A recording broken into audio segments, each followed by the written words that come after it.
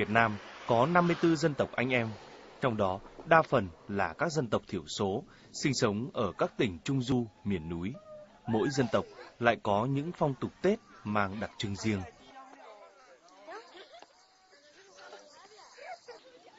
Dân tộc Mông gồm nhiều nhóm như Mông Trắng, Mông Hoa, Mông Đỏ, Mông Đen, Mông Xanh và Nam Mèo, cư trú tập trung ở miền núi vùng cao thuộc các tỉnh Hà Giang, Tuyên Quang, Lào Cai, Yên Bái, Lai Châu, Sơn La, Cao Bằng, Nghệ An.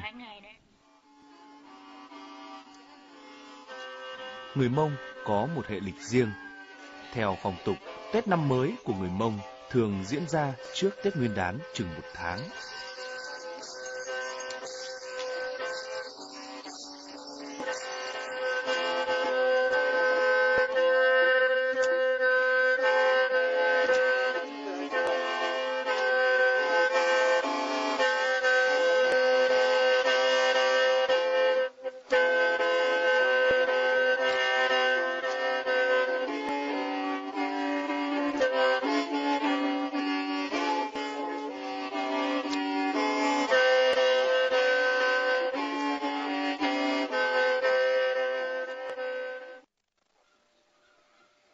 Ngay từ đầu tháng 11, không khí đã rộn rã khắp trong bản ngoài mường.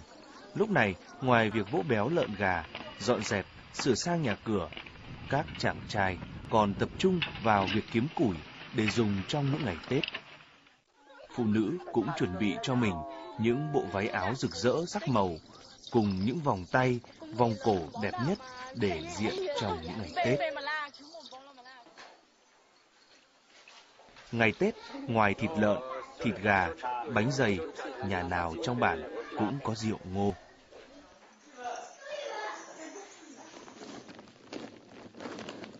Trước Tết một tháng, Sùng A Sánh ở bản Chày Đấy, xã Pà Cò, huyện Mai Châu, tỉnh Hòa Bình, đã vào rừng chọn cây tre thật già, chặt về để làm những dụng cụ phục vụ cho việc nấu rượu.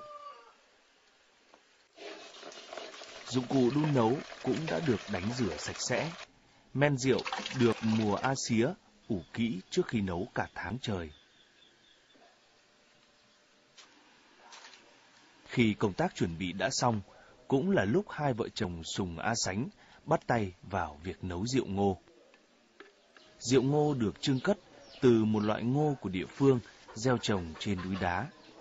Men dùng để nấu được làm từ những loại lá cây do người già lấy từ rừng về. Đối với người Mông, rượu không chỉ để dùng trong việc nhà, để làm quà cho anh em, và rượu còn để làm hàng hóa. Dưới ánh lửa bập bùng, từng giọt, rượu thơm nồng tuôn chảy như báo hiệu một mùa xuân mới đã về. Cuối tháng 11 âm lịch, mọi công việc chuẩn bị đã cơ bản hoàn tất. Hoa đào bắt đầu khoe sắc, hoa mai nở trắng rừng, già trẻ, gái trai, ai ai cũng mặc đẹp, nét mặt hân hoan, tất bật mà phấn khởi. Đây cũng là lúc các gia đình người Mông nhộn nhịp làm bánh dày đón Tết. Người Mông quan niệm, hai cái bánh dày tròn tượng trưng cho mặt trăng, mặt trời là nguồn gốc sinh ra của con người và muôn loài trên trái đất. Vì thế, trong những ngày Tết của họ không thể thiếu món bánh dày. Bánh dày được làm rất công phu, nguyên liệu chính là gạo nếp nương thơm, gạo đãi sạch rồi đem đổ sôi sao cho thật dẻo. Sau đó mang ra máng gỗ và dùng chày gỗ để giã. Giã bánh cũng phải chọn những chàng trai thật khỏe mạnh, lực lưỡng để có thể giã đều và mạnh, đảm bảo sao cho bánh thật nhuyễn.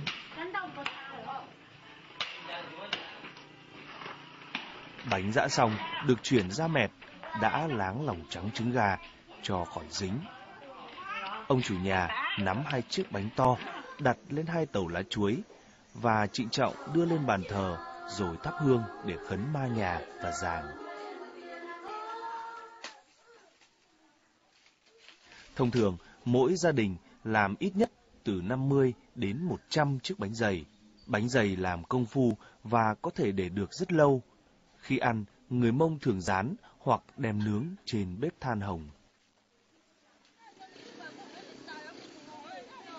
Từ ngày 25 đến ngày 26 tháng Chạp, người Mông đã bắt đầu nghỉ ngơi, chuẩn bị đón Tết. Người Mông cho rằng súc vật quanh năm vất vả thì cũng phải được ăn Tết như người. Vì vậy, từ tối tất niên, các gia đình đều nấu cháo để sáng mùng 1 cho trâu bò, lợn gà ăn. Người Mông còn tôn vinh cả những vật dụng trong sản xuất nông nghiệp. Vì vậy, trước Tết, gia đình nào cũng làm lễ cất những dụng cụ phục vụ trong sản xuất nông nghiệp.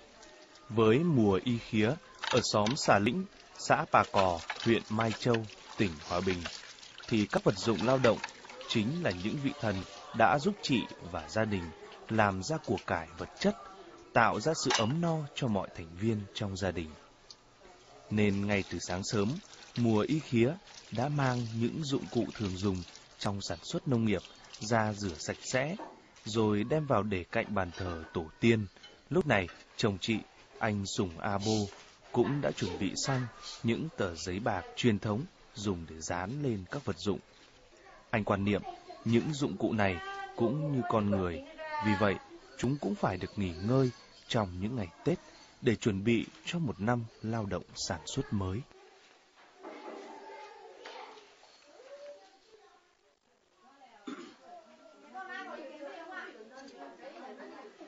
Ngày Tết, trong nhà người Mông thường không trang trí cầu kỳ, nhưng từ trước Tết, gia đình nào cũng chọn mua những tờ giấy bạc. Đến chiều 30 Tết, người chủ gia đình tự tay cắt thành những đồng tiền bạc, sau đó dùng vỏ cây nhớt được lấy từ trong rừng về để dán những đồng tiền bạc vào cửa nhà, cột nhà, những vật dụng sinh hoạt thường ngày. Ngay cả nơi chăn nuôi, gia cầm, gia súc cũng được người chủ gia đình dán lên những đồng tiền bạc này. Người Mông quan niệm đó chính là vàng, là bạc, là tiền cầu phúc cho gia đình một năm mới với mùa màng bội thu, sung túc và phồn thịnh. Những tờ giấy dán trên vách nhà, trên cửa, trên xà nhà sẽ được giữ nguyên đến ngày 30 Tết năm sau mới dán giấy mới. Đồng thời, những tờ giấy dán trên vách cũng là thông báo gia đình có ăn Tết. Bởi lẽ, tùy từng hoàn cảnh kinh tế mỗi nhà mà họ quyết định có ăn Tết hay không.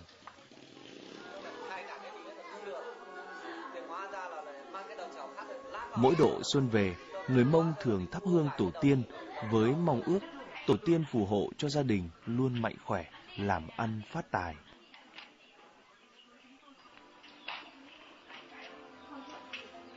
Bàn thờ của người Mông được để chính giữa hướng đường và được trang trí rất đơn giản.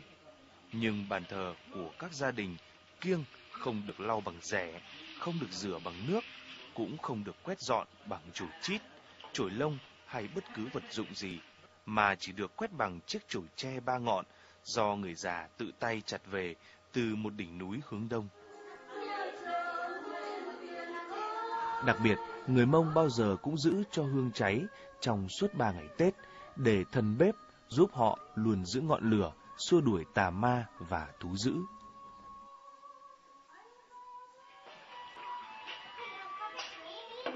Các nhóm Mông có phong tục hơi khác nhau, nhưng người Mông có một lễ cúng rất quan trọng vào tối 30 Tết, đó là lễ cúng ma nhà hay còn gọi là lễ cúng tổ tiên. Chiều 30 Tết, gia đình Giàng A Lay ở xã Suối Giàng, huyện Văn Chấn, tỉnh Yên Bái đã chuẩn bị một con lợn sống và một con gà trống để làm lễ cúng ma nhà. Sau khi quét dọn bàn thờ xong, Giàng A Lay đi bắt con gà sống mang đến cúng trước bàn thờ tổ tiên. Bằng giọng điệu hát cổ, Giàng A Lay đã mời tổ tiên về ăn Tết cùng con cháu. Sau đó, những thành viên khác trong gia đình mới đem gà đi giết thịt. Lông gà được gắn lên bàn thờ, máu của những con vật cũng được vẩy lên bàn thờ để đuổi tà ma, cầu phúc cho gia đình mạnh khỏe. Gà thịt xong cũng được treo lên bàn thờ để thờ tổ tiên. Người Mông không đón giao thừa Đối với họ, tiếng gà gáy đầu tiên của sáng sớm mùng 1 mới là cái mốc đánh dấu một năm mới bắt đầu. Đêm giao thừa, hầu như người Mông không ngủ.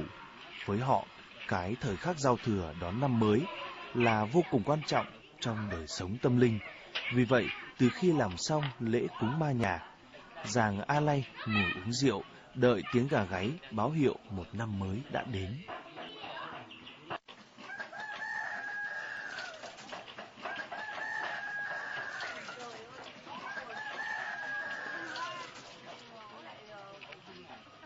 Rồi thời khắc quan trọng nhất trong năm cũng đến. Lúc này, giàng A Lay rót một chén rượu, bốc một chút xôi và một ít muối, đem rắc ở trước cửa nhà, thay cho lời mời thổ công vào nhà đón Tết cùng gia đình.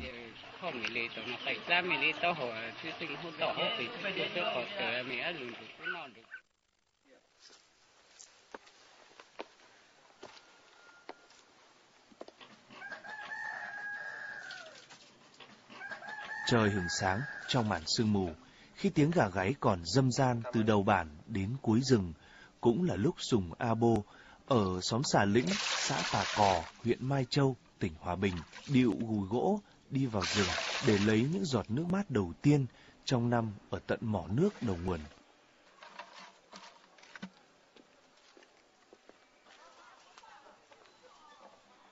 Người Mông tâm niệm đây là nước vàng, nước bạc. Vì thế, càng lấy được sớm, năm mới sẽ gặp may mắn, có nhiều vàng bạc của cải, mọi thành viên trong gia đình đều mạnh khỏe.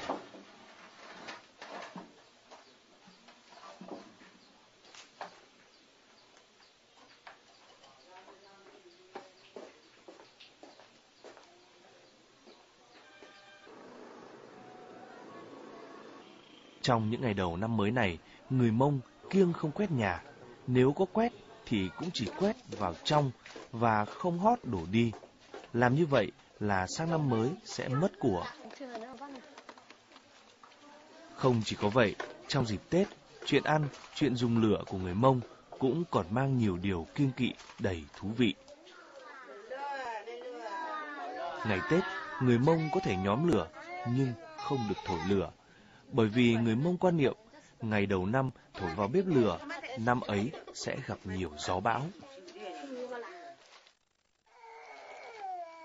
Trong những ngày Tết, không được tắt bếp, mà luôn giữ cho ngọn lửa lúc nào cũng phải bập bùng reo vui. Nếu không thì năm đó đốt nương sẽ không cháy. Người Mông duy trì liên tục ngọn lửa ở trong bếp bởi quan niệm chỉ làm như vậy thì sang năm thời tiết mới thuận hòa, mùa màng mới tươi tốt, đời sống mới ấm no.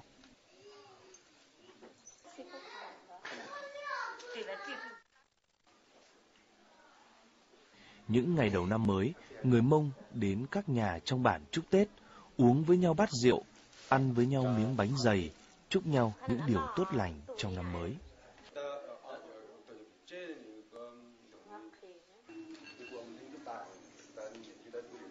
Ngày mùng 1 và mùng 2 Tết, người Mông cúng tổ tiên bằng thịt gà và thịt lợn. Và lẽ đương nhiên là trong bữa ăn của gia đình cũng chỉ có độc các món chế biến từ thịt.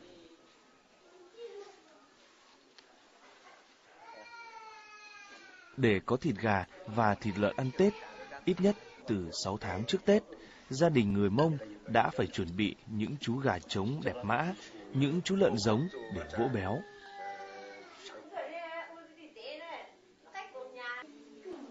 Người Mông quan niệm trong những ngày Tết không nên ăn các loại rau, vì nếu ăn rau thì cả năm nương rẫy sẽ bị cỏ dại mọc đầy.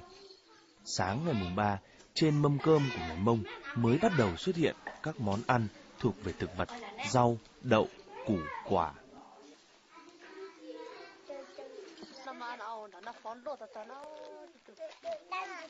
Trong lúc người già phải co ro vì cái rét khắc nghiệt vùng cao, quây quần bên cạnh bếp lửa, rừng rực để chúc tụng, để nói với nhau những ước nguyện về dòng tộc, về gia đình, về một năm mới với nhiều kỳ vọng, thì cũng là lúc các chàng trai, cô gái bắt đầu tổ chức các trò chơi dân gian của người Mông.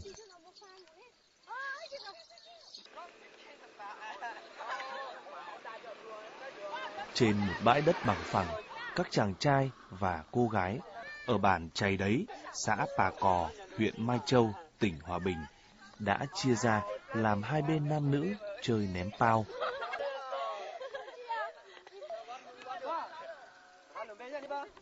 Ném pao là một trong những trò chơi quen thuộc của đồng bào Mông vào những ngày xuân. Trái pao được khâu nối các miếng vải thành những trái tròn to bằng quả cam, bên trong nhồi hạt lanh hoặc bông vải. Ngày nay, nhiều khi trái pao truyền thống đã được thay bằng những quả bóng tennis, nhưng nét đẹp của trò chơi truyền thống thì vẫn giữ nguyên. Ném pao là dịp để trai gái trao gửi ánh mắt, nụ cười và tìm bạn đời. Khi chàng trai Mông mến cô gái nào, anh ta sẽ giữ quả phao của cô gái đó để sau có cớ cầm đến nhà tìm bạn và bày tỏ tình cảm của mình. Nếu hợp nhau, họ sẽ hẹn hò và bắt đầu bằng một mối tình.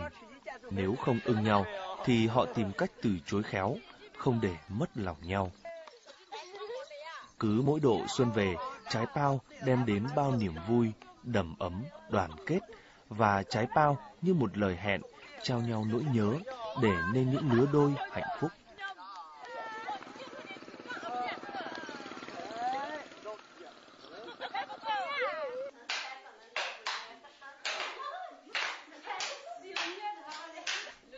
Nếu như ném pao là trò chơi được tổ chức ngoài trời, thì trò đánh cầu lông gà lại diễn ra trong nhà.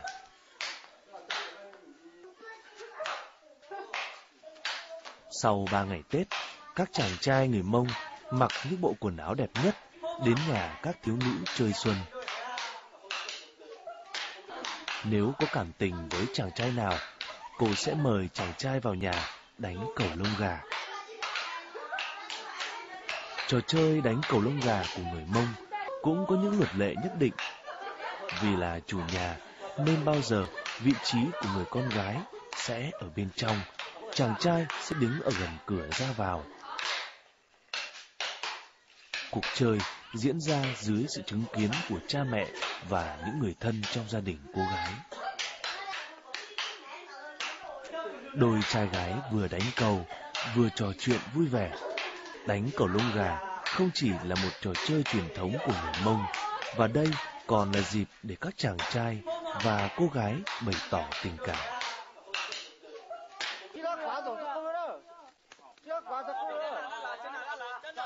Trong ngày Tết, những chàng trai Mông cũng thường tổ chức các cuộc thi tài với nhau. Hôm nay, những chàng trai của bản Xà Lĩnh, xã Pà Cò, huyện Mai Châu, tỉnh Hòa Bình có một cuộc thi chơi quay với những chàng trai của bản Pà Háng Lớn.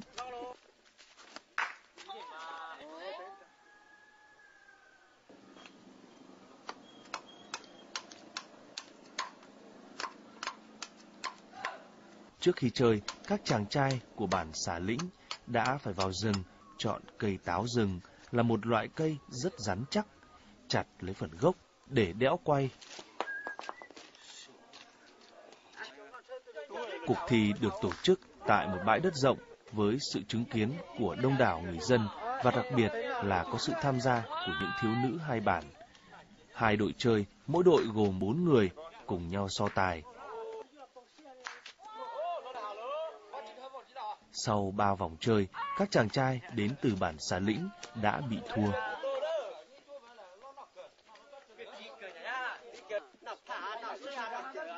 Mặc dù đã bị thua, nhưng các chàng trai cũng không lấy đó làm buồn, bởi quan trọng là người chơi đã nhận được sự cổ vũ nhiệt tình của những thiếu nữ Mông đứng xem bên ngoài. Không ít thiếu nữ đã chọn được bạn tình của mình là những người tham gia cuộc chơi. Trong số đó, có nhiều đôi đã nên vợ thành chồng.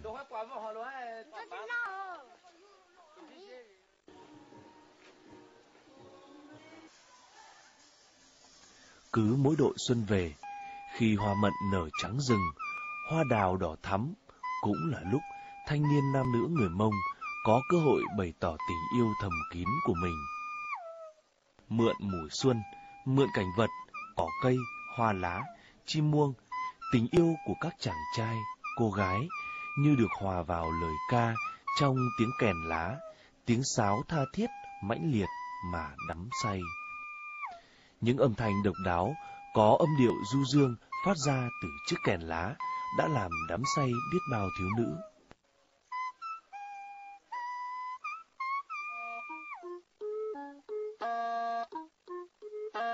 Ngày Tết, khắp trong bản, ngoài rừng, đâu đâu ta cũng bắt gặp những tốp nam nữ vừa thổi sáo vừa trò chuyện. Sáo của người Mông có những tiếng thô đục và rè, bên cạnh những tiếng trong trẻo êm ái như tiếng người thủ thỉ, thấm sâu vào lòng người.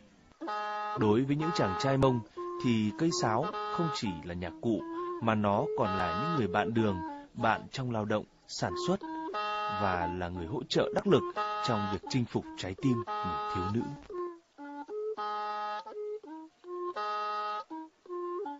Khi cô gái đã yêu thích tiếng sáo của chàng trai, họ thường rủ nhau đến một nơi vắng vẻ để vừa thổi sáo cho nhau nghe, vừa thủ thỉ những tâm sự thầm kín.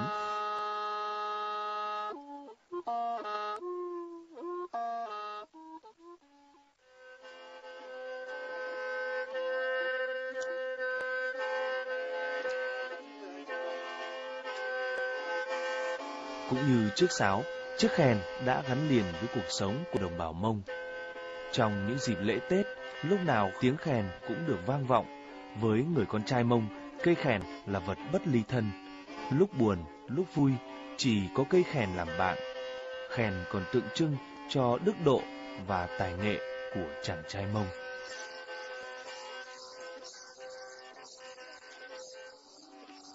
Lúc đầu chỉ có một chàng trai thổi kèn, nhưng càng về sau, tiếng kèn như lời mời gọi bạn bè cùng tham gia trong ngày hội xuân. Trên bãi đất phẳng, dưới tán hoa mận, các chàng trai cùng nhau say sưa bên tiếng kèn điệu múa. Những điệu kèn khi cất lên, cả bản Mông từ người già, bà cả đến những chàng trai, cô gái trầm trồ thán phục. Những bài kèn chợt làm ửng hồng đôi má của những thiếu nữ Mông thẹn thùng đứng ở phía xa. Thổi kèn và múa kèn từ xưa vẫn luôn được xem là cách để thể hiện sự ra dáng của chàng trai với dòng họ, với bản làng.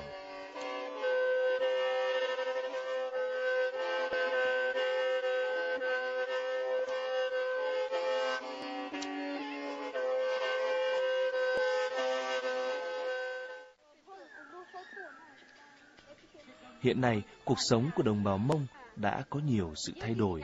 Các nam thanh, nữ tú người Mông đã quen dần với các phương tiện hiện đại. Nhưng người Mông vẫn không rời bỏ những tập tục đẹp của tổ tiên, bởi đây chính là phần hồn của người Mông.